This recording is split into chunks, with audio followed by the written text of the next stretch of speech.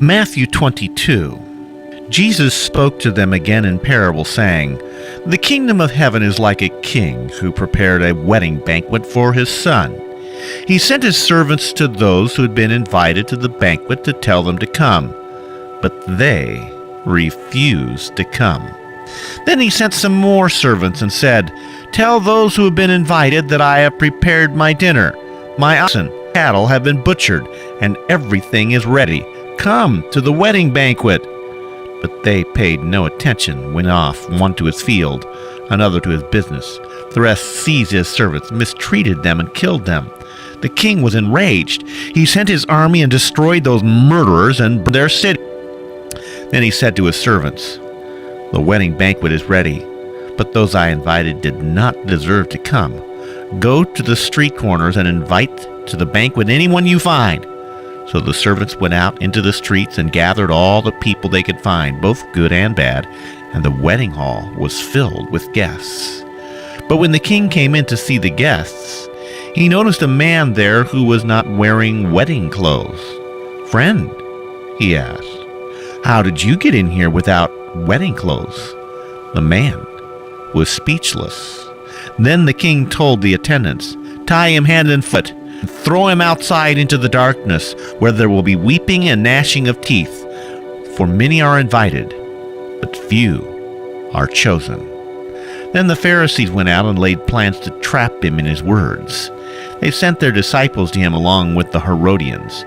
'Teacher,' they said, 'we know you are a man of integrity, and that you teach the way of God in accordance with the truth. You aren't swayed by men because you pay no attention to who they are. Tell us, what is your opinion? Is it right to pay taxes to Caesar or not?' But Jesus, knowing their evil intent, said, 'You hypocrites, why are you trying to trap me? Show me the coin used for paying the tax.'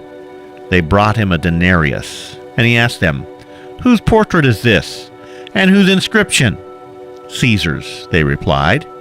Then he said to them, 'Give to Caesar what is Caesar's, and to God what is God's.'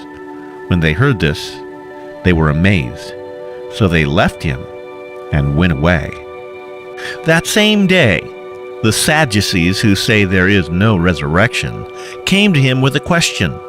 'Teacher,' they said, 'Moses told us that if a man dies without having children, his brother must marry the widow and have children for him.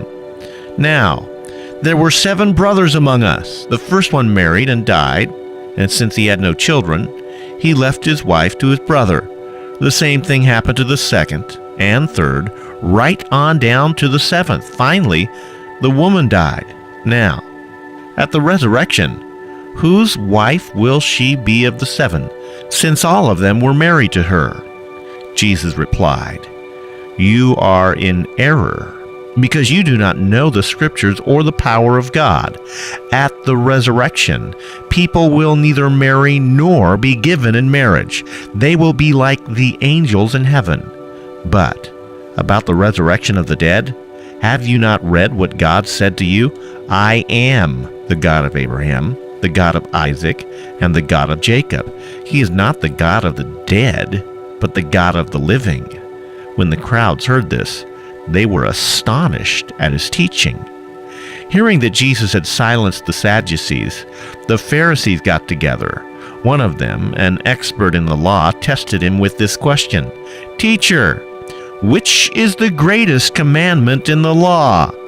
Jesus replied, 'Love the Lord your God with all your heart, with all your soul, and with all your mind. This is the first and greatest commandment. And the second is like it. Love your neighbor as yourself. All the law and the prophets hang on these 2 commandments.' While the Pharisees were together, Jesus asked them, 'What do you think about the Christ? Whose son is he?' 'The son of David,' they replied. He said to them, 'How is it then that David, speaking by the Spirit, calls him Lord? For he says, The Lord said to my Lord, Sit at my right hand until I put your enemies under your feet. If David calls him Lord, how can he be his son? No one could say a word in reply, and from that day on, no one dared ask him any more questions.